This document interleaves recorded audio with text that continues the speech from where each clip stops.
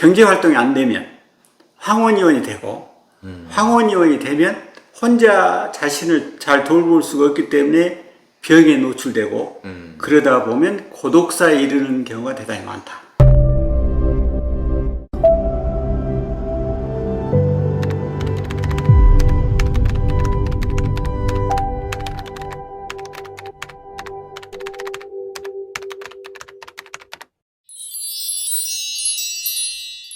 네, 안녕하세요. 반갑습니다. 반갑습니다. 네, 저는 오늘 제가 평소 정말 존경하고 제가 또 힘들고 어려울 때 많은 도움을 받았던 저의 멘토 선생님이고 또 저하고는 큰형님 같은 분이십니다. 최종욱 형님을 모시고 대화를 좀 나눠보도록 하겠습니다. 퇴리니 여러분들이 퇴직에 대한 생각이나 또 퇴직에 대해서 많은 도움을 받으셨으면 좋겠습니다. 퇴직이 언제 하셨죠? 2015년도 2월 말. 2015년도 2월 말요? 이게 한 이제 6년 돼가지고. 네, 6년. 지금 그러면 교직 생활은 총 몇 년 정도? 교직 생활은 총 40년. 40년요? 와.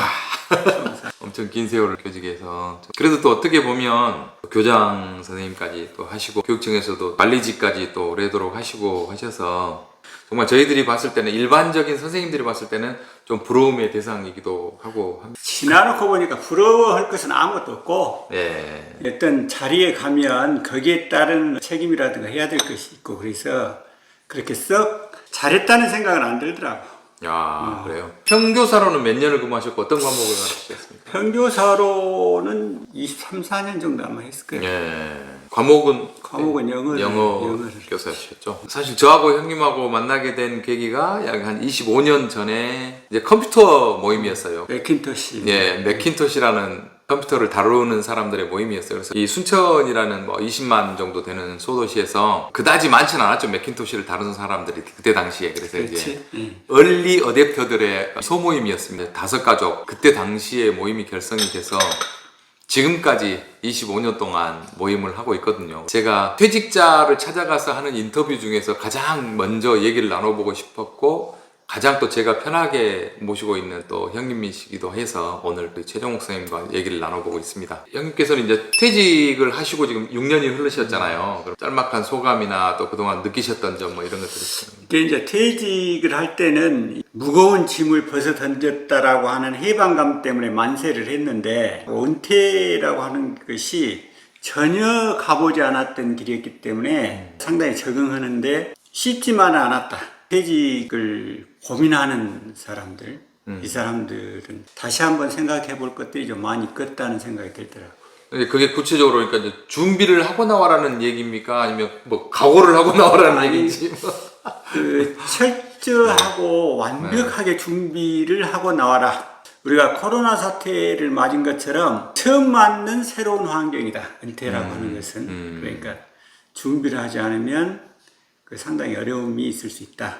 그러면 이제 퇴직을 뭐 중간에 명예퇴직이나 또 정년퇴직 또 요즘 뭐 60세 하고 63세 하니까 요즘으로 봐서는 젊다는 시대에 나온 거잖아요. 그분들에게는 좀 일찍이라도 나올 거면 아니면 63세, 60세에 나올 거면 충분한 준비를 해라라는 얘기신데 우리가 이제 평균적으로 뭐 70세까지는 그래도 뭔가 일을 소일거리를 하는 분들도 많이 있잖아요. 70세 또 70대 중반까지도. 그런 분들은 또 어떤 각오를 해야 될지 놀거리나 뭐 이런 것들에 대한 준비, 친구들과 관계를 좀 돈독히 해놓는달지 취미생활을 좀 많이 만들어 놓는달지 뭐 이런 거에 대한 조언을 좀 근데 해주시죠. 이제 우리가 오해를 하고 있는 것이 네. 은퇴를 한다, 명퇴를 한다, 퇴직을 한다 그러면 경제활동하고는 이렇게 벽을 쌓는다라는 그런 느낌들로 이제 퇴직을 결정하는데 그 경제활동이라는 것을 멈춰서는 안 되고 예. 제2의 그 어떤 인생을 산다. 그럼 제2의 경제활동을 시작한다라고 생각하는 것이 옳겠다. 빅데이터를 보면 그런다라고 그래. 경제활동이 안 되면 황혼이혼이 되고 황혼이혼이 되면 혼자 자신을 잘 돌볼 수가 없기 때문에 병에 노출되고 그러다 보면 고독사에 이르는 경우가 대단히 많다. 그 은퇴, 명퇴, 퇴직 이런 것은 어떤 경제활동으로부터 단절이 아니라 새로운 경제활동을 시작해야 된다라는 각오라든가 생각이 있는 것이 좋겠다. 주변을 이렇게 딱 살펴보면. 형님 주변에 또 많으실 거 아니에요, 지금 그렇지. 퇴직자들이. 그러면 그분들 중에서도 경제활동을 아직도 하고 계신 분 계세요? 있지. 자기가 현직에 있을 때보다도 소득은 좀 낮더라도 어떤 경제 활동을 계속적으로 하고 있는 친구들이 있지. 아, 형님 같은 경우에는 지금 안 하고 계신 거잖아요. 농사 짓고 있잖아. 아, 농사. 예. 저는 형님 보면서 솔직히 그 농사 짓는 모습 보면서 나는 안 했으면 좋겠다는 생각이 항상 들었어요. 형님이 이제 퇴직 막 하시고 농사를 지으실 때는 제가 이제 50대 초반이었으니까 아, 저걸 왜 하시지? 막, 안 했으면 좋겠다. 형님이 너무 고생하시는 것 같다. 고생하시는 거에 비해서 소득이 너무 없는데 왜 저렇게 고생하실까라는 생각인데, 근데 제가 이제 60이 다 돼가는 이제 이런 나이가 되면서, 아, 뭔가 저렇게 일도 있어야 되긴 하겠구나. 나이가 들면 나대해서는 안 되겠더라고. 어디에 가서 얼굴을 자주 내민다든가 어디 가서 뭐 충고를 해야 된다든가 어디 가서 뭐 어떤 길을 안내한다든가 이것은 우리가 젊었을 때 보면 예. 아 저건 안 했으면 좋겠다라는 생각을 내가 많이 했어. 아. 왜냐하면 좀 괴리감이 있더라고. 젊은 사람들 입장에서 나이 많은 사람들의 생각은 좀 괴리감이 있어. 예. 그래서 아, 저거 안 했으면 좋겠다는 생각이 있어서 나는 일제 사회활동을 이제 안 한다. 그 농사를 짓는 것은 그래도 뭔가 내가 좀 해야 할 일이 있어야겠다라는 생각이 있었고 또 농사라고 하는 것은 내가 이제 지어본 것이 아니었기 때문에 참 어렵더라고. 네. 그것을 팔 수 있는 것도 아니고 그래서 농사를 지어서 주변에 있는 사람들과 나누어 먹는다. 네, 예, 예. 저도 많이 얻어먹었습니다. 나누어 먹는다라는 생각으로 짓는 것이지 네. 이것이 경제성을 생각한다고 하면은 우리 같은 경우는 걸음값도 안 나오니까 네, 예. 이웃들하고 좋은 사람들하고 나눠 먹는다는 생각으로 짓고 있으니까 그렇게 부담은 안 내. 근데 얻어먹는 사람 입장에서도 사실은 수고비나 이런 것들을 좀 드려야 될 텐데라는 생각도 약간의 부담? 그러니까 그런 분들이 많이 있을 거 아니에요. 지금도 예를 들어서 연세 드셔가지고 이렇게 소일거리로 해서 막 주변 사람들 나눠주시고 배달까지 해주시는 분들도 많이 봤고 형님도 저한테 많이 갖다 주시기도 하셨지만 막상 또 얻어먹는 사람들 입장에서는 아 이거 그냥 있어도 되나 이거 뭐 약간 부담이 있어요. 그럴 수도 있는데 네. 근데 실은 이제 그런 부담감을 이제 나눠주다 보니까 그런 부담감을 내가 느끼겠더라고. 네. 농사라고 하는 것이 내 능력만 갖고 지은 것이 아니고 자연이 짓도록 만들어준 것이기 때문에 네. 나눠 먹는 것은 당연한 일이다. 또 받는 사람들 입장에서는 그렇게 이야기하더라고. 갖다 준 것 안 받을 수도 없고 네. 하려면 양념 들어가야 되고 네. 또 남으면 버려야 되고 그러니까 양념값만 들어가고 이거 참 부담스럽더라라고 하는 사람들도 있더라고. 네, 예, 예, 예. 와서 가지고 가는 것은 그건 괜찮겠다 라는 생각이 들어서 될 수 있으면 필요한 만큼 와서 가지고 가시라. 아, 지금은 이제 그렇게 생각하고 있죠. 네, 좋은 생각이십니다. 또 서로 그러는 게 부담이 없을 것 같다는 생각은 듭니다. 가만히 집에서 앉아서 받으니까 또 받는 사람 입장에서도 약간의 부담이. 그리고 이제 혹시 이제 농사 짓는 사람이 그렇게 가져다 나눠주면 기쁜 마음으로 그렇게 하는 것이다. 이렇게 받아들여도 된다. 부담 갖지 말고 기쁜 마음으로 받아줘도 된다. 네. 그것이 농사 짓는 사람들의 보통의 마음이다. 예, 이렇게 예, 생각합니다. 예. 또 일상적으로 요즘 하루 일과는 어떻게 보내고 계세요? 퇴직에 대해서는 좀 어느 정도 안정이 되셨을 것 같아요. 6년 지났으니까 퇴직 생활은. 퇴직 생활은 이제 안정이 됐고 네. 이제 만족한 상태에서 퇴직 생활을 하고 있는데 아침에 일어나면 이제 냉수마찰 먼저 하고 그리고 나서 이제 걷고 그리고 이제 그다음에 친구들 만난다든가 오후에는 또 반신욕하고 저녁 먹고 책 좀 읽고 잠자는 것이 일과지.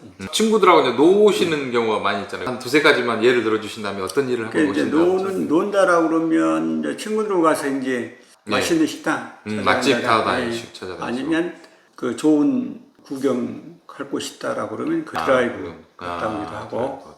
뭐 취미 활동을 주로 뭐 개인적으로 하시는 게 있으신가요? 취미 활동은 요즘은 이제 코로나 때문에 전혀 취미 활동 같은 것을 하기는 어렵게 지금 돼 있고 취미라고 그러면 밭에 가서 이제 친구들하고 이제 음식 만들어 먹고 놀고 이야기하고 이제 이것으로 주로 지금은.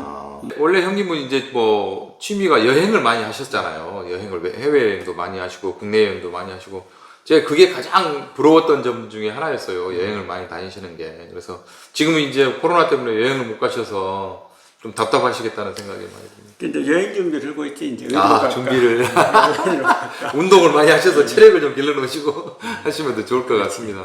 지금까지 다니셨던 곳 중에 뭐 또 좀 추천해주고 싶은 곳 뭐 이렇게 있다 그러면 그러니까 그런 것은 개인적인 취향이 다 다르니까. 예. 박물관을 주로 다니시는 분들은 미술관, 뭐 음악기행, 또 관광지 여러 곳이 있지만 지금 이제 내가 추천한다 그러면 한 달이나 보름이나 시간 있는 대로 거기 가서 머물면서 여행하는 거.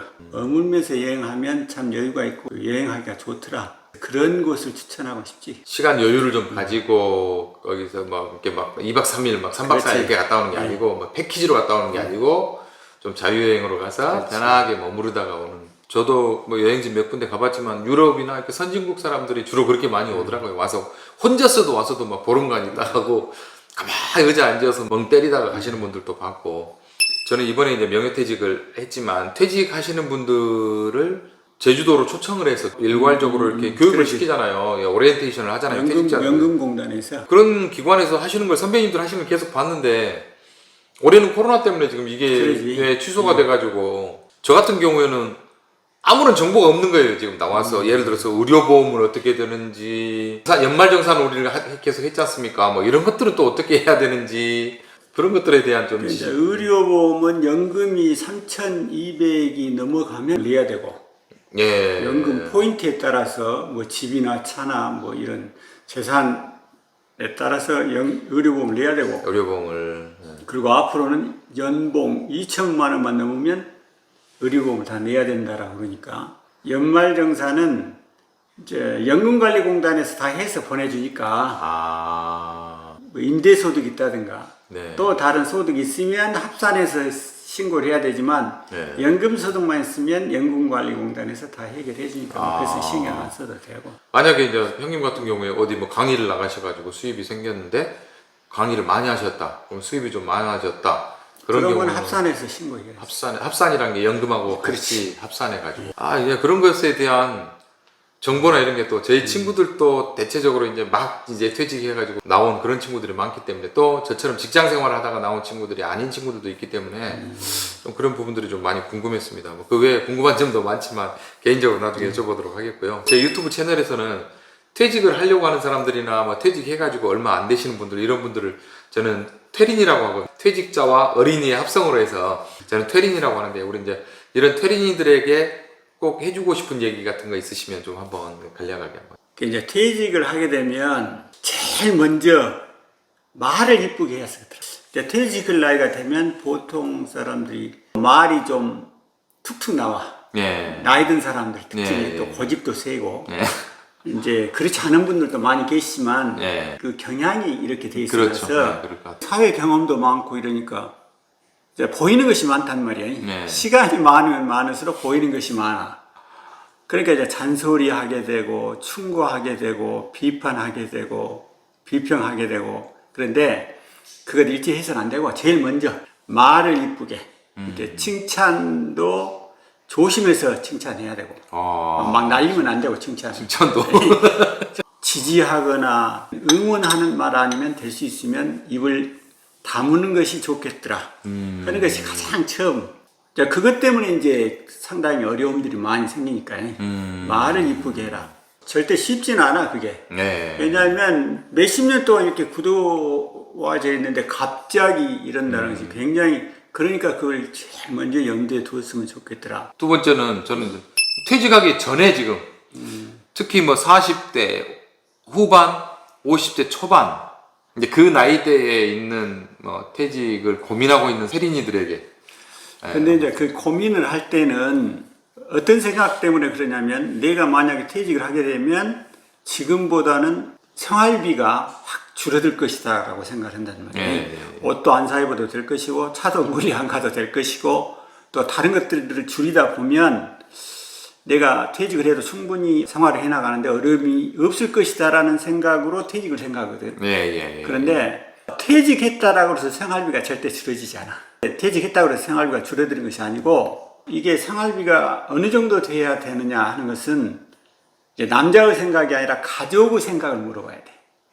그러니까 가족들이 충분히 이 정도면 가정생활을 해나가는데 전혀 문제가 없겠다 라고 준비가 돼 있으면 그때 퇴직해야 돼. 남자 입장에서 내 생각으로는 내가 퇴직해도 이 정도만 가지면 몇십 년 생활하는데 전혀 부담이 없을 것이다 라고 판단을 하면 그건 큰 오해더라. 이런 그 생각이 들더라고요. 그러니까 아까 처음에 그 이야기했듯이 퇴직을 한다, 은퇴한다 하는 것은 새로운 경제 생활을 시작한다. 이렇게 생각을 하고 퇴직을 해야지 경제 생활을 내가 그만둔다 라고 생각하면 이건 큰 오산이다. 이런 생각이 들더라. 궁금한 점이 또 저는 이제 좀 주변에 많은 사람들을 알고 지내는 편이고 애경사가 많아져요. 애경사가 특히 이제 저 친구들이 뭐 자녀들 결혼들 다 이제 시키는 나이고 또 부모님들이 많이 돌아가시는 지금 그런 딱 시기고 하다 보니까 애경사가 주변에 되게 많습니다. 그래서 애경사에 대해서 큰 고민은 아니지만 제가 하고 있는 고민 중에 한 가지가 애경사를 어떻게 해야 되지? 나가면 분명히 연금 받아가지고는 과거에 봉급 받던 것보다는 현실적으로 나에게 지금 뭐 들어오는 수입이 분명히 줄어드는 건 사실인데 지금도 사실 좀 줄이고는 있어요. 굳이 내가 과하게 이렇게 할 필요는 없겠지라는 생각들을 하고 나중에 너무 위축될까봐 그게 좀 고민이긴 합니다. 그게 가장 실은 큰 고민이죠. 왜냐하면 한 달에 나가는 애경사비가 상당히 많아. 그런데 이제 우리 같은 경우는 나이가 좀 들어서 은퇴를 했기 때문에 어찌 됐든 내가 받은 것에 대해서는 내가 갚는다 라는 생각을 해야 되고 좀 젊은 사람들 같으면 어찌 보면 크게 도움이 안 돼. 그 애경사가 있어서 알려가지고 들어오는 돈들이 보통 사람들의 경우에는 크게 도움이 안 되더라. 보통 대문대문한 관계일 때 5만 원 정도 하면 5만 원 정도 해가지고 와서 축하한다고 와가지고 식사를 하고 가면 쉽게 하면 2만 원 정도 돼. 그럼 1000명이 왔다 해도 2천만 원밖에 안 돼. 그런데 그걸 내가 다시 갚아야 되고 또 찾아가야 되고 또 감사하다고 문자나 편지를 보내야 되고 이런 과정들이 쉽지 않더라고. 그 젊었을 때부터 애경사라든가 이런 것은 좀 스몰 웨딩이나 이런 것처럼 자기 가족들끼리 모여서 또 가까운 사람들끼리 모여서 하는 것도 나쁘지 않겠다. 그런 생각이 들어요. 보통 사람들이 연락을 하는 이유 중에 하나가 내가 지금까지 한 게 얼마인데 속된 말로 좀 본전생각? 약간 그런 차원에서 연락을 하고 하는데 그리고 이제 그 남자라고 하면 내가 사회생활을 하면서 내가 이런 정도 파원이 있다 하는 것을 보여주고 싶은 마음도 솔직히 있어요. 솔직히 그렇죠. 있어요.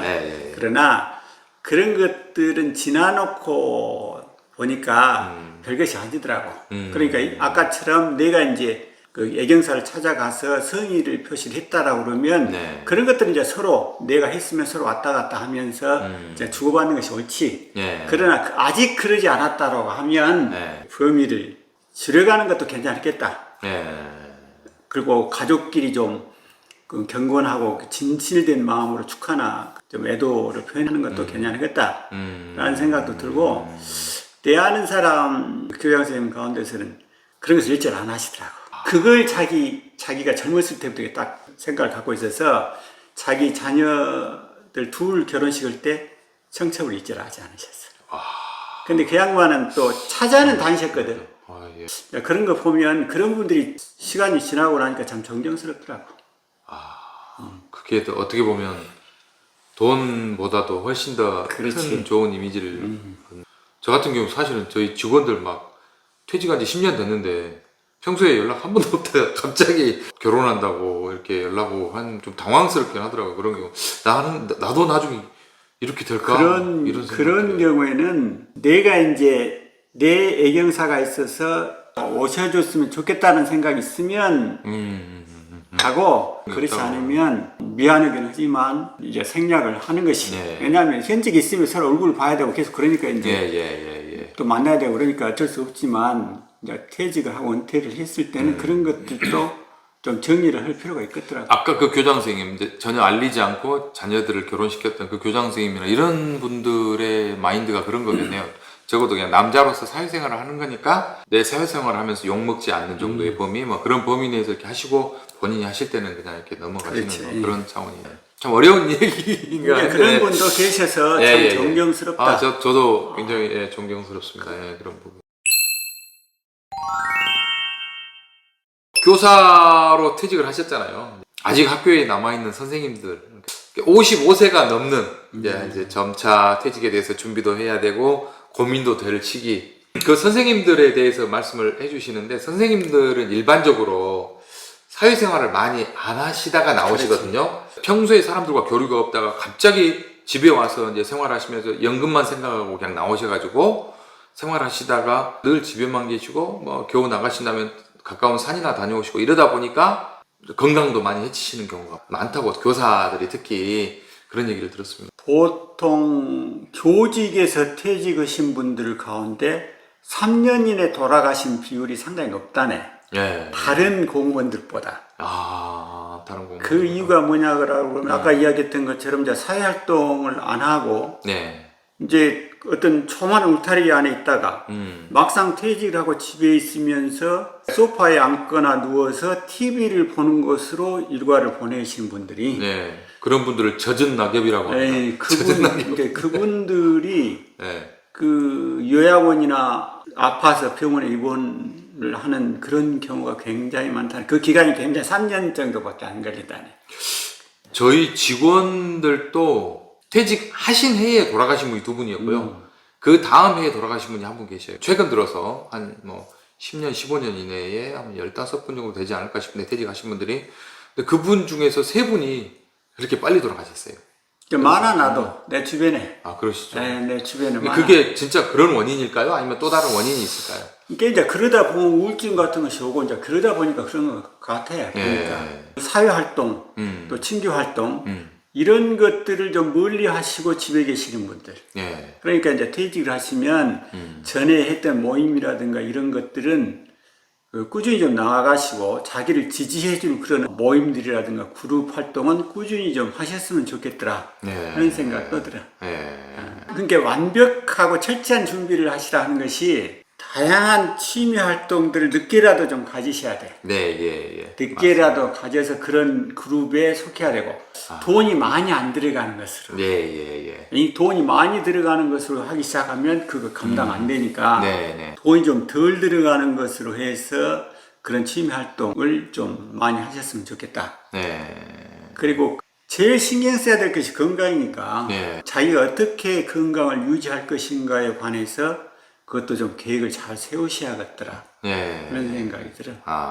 50대 중반이 넘어서서 퇴직을 고민하시는 우리 테린이 여러분들은 그러니까 이제 건강 관리도 평소에 좀 하시고, 퇴직해서 나와서 할 수 있는 취미 생활이나 또 사회생활, 뭐 친구 관계 뭐 이런 것을 철저하게 완벽하게 준비를 하고 나와야 된다는 우리 최종욱 선생님의 말씀이시네요. 교직 생활을 오래 하셨으니까 학부모님들에게 자녀 교육은 또 이렇게 좀 시켰으면 좋겠더라, 이런 지침서 같은 그런 도움이 될 만한 얘기들 있으시면 좀 해주시면. 학부형들한테 드리고 싶은 말씀은 제일 먼저 학교를 좀 믿었으면 좋겠더라. 학교를. 학교나 선생님들을 믿어주셨으면 좋겠더라. 왜냐하면 어떤 집단보다도 선생님들처럼 그래도 양심적인 집단이 없다. 그러니까 학교를 믿어주시고 다른 데에서 말을 듣고 와서 학교나 선생님들을 좀 괴롭게 하고 힘들게 하고 그런 일은 안 하시면 아이들 성장이 참 좋을 것이다 이런 생각이 들어요. 왜냐하면 부모님들이 학교에서 그 문제 제기를 하고 그것을 문제를 삼고 사회 문제가 되고 그러면 그 피해는 고스란히 아이에게 돌아갈 수밖에 없으니까 어떤 문제를 만들기 전에 담임 선생님이나 학교 당국이나 교장 선생님하고 잘 상의를 하셔서 현명하게 대처를 해주시는 것이 좋겠다는 말씀을 드리고 싶고, 물론 이제 선생님들이나 학교에서 잘 못하는 것들도 있을 수 있고 잘 모르고 넘어갈 수도 있고 이런 것들도 있겠지만 그것을 꼭 의도적으로 그럴 선생님이나 학교는 절대 없다. 선의를 믿으시고 학교에 그 협조가 잘 돼서 아이들 교육이 잘 됐으면 좋겠다는 생각을 퇴직 후에도 갖고 있습니다. 오늘 너무 또 긴 시간 함께 해주셨는데 우리 테린이들이 도움이 많이 됐을 것 같습니다. 퇴직을 앞두신 분들이나 또 퇴직을 고민하고 계신 분들, 또 학부모님들, 교직에 근무하시는 우리 선생님들도 좀 많은 도움이 되셨을 것 같고요. 오늘 너무 긴 시간 내주셔서 너무 감사합니다. 예, 다음에 또 뵙도록 하겠습니다. 예, 고맙습니다. 반갑습니다.